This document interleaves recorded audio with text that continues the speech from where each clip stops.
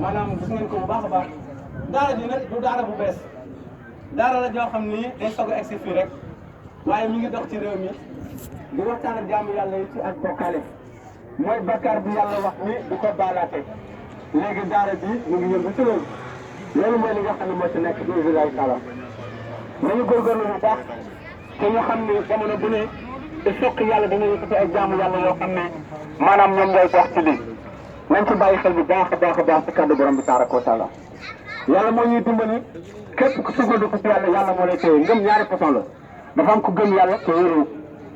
am koo xam dafa gëm boromam ànd ak wóolu loolu nag mooy li nga xam ne moo ci nekk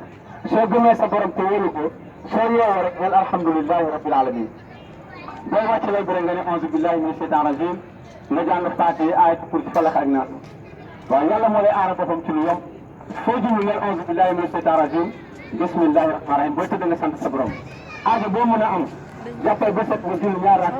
rakka benn bu ne nga def faatiha ak wallahu ahad waaw loolu la incha allah boo sëlmalee da ngay sujjóot boo sujjóotee nga ne auzu billahi min shaytan rajim nga jàng faatiha benn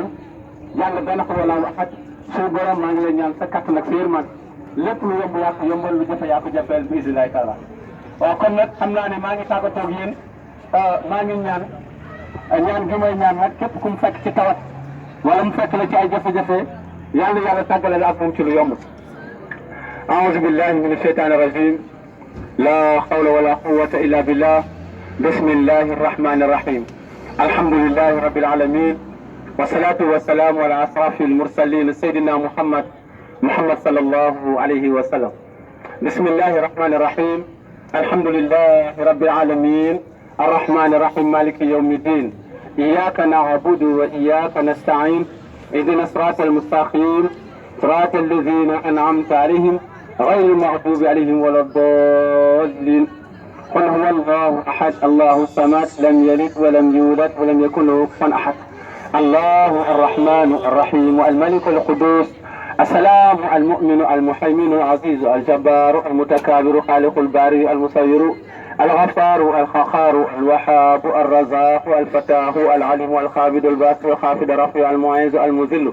السميع البصير الحكم العقل اللطيف الخبير العليم العظيم الغفور الشكور علي الكبير حفيظ المقيت الحسيب الجليل الكريم ورقيب المجيب الواسع الحكيم الودود المجيد البعيث الشهيد الحق الوكيل القوي المتين الولي الحميد الموصي المبدي المعيد المحيي المميت القيوم الواجد الماجد الواحد الأحد الفرد الصمد المقتدر المقدم المواخر الأول الآخر الظاهر الباطن الوالي المتعالي البار الثواب المنتقم العفو الرؤوف مالك الملك ذو الجلال والإكرام المستجم الغني المغني المني الضار النافع النور الهادي البديع الباقي الوارث الراسخ الصبر مالك يوم الدين إياك نعبد وإياك نستعين هو الله الذي لا إله إلا هو عالم الغيب وشهادة هو الرحمن الرحيم حسبي الله لا إله إلا هو عليه توكلت ورب العرش العظيم ربنا آتنا في الدنيا حسنة وفي الآخرة حسنة وقنا عذاب النار ربنا لا تزغ قلوبنا بعد إذ هديتنا وهب لنا من لدنك رحمة إنك أنت الوهاب الله لا إله إلا هو حي القيوم لا تأخذه سنة ولا نوم له ما في السماوات وما في الأرض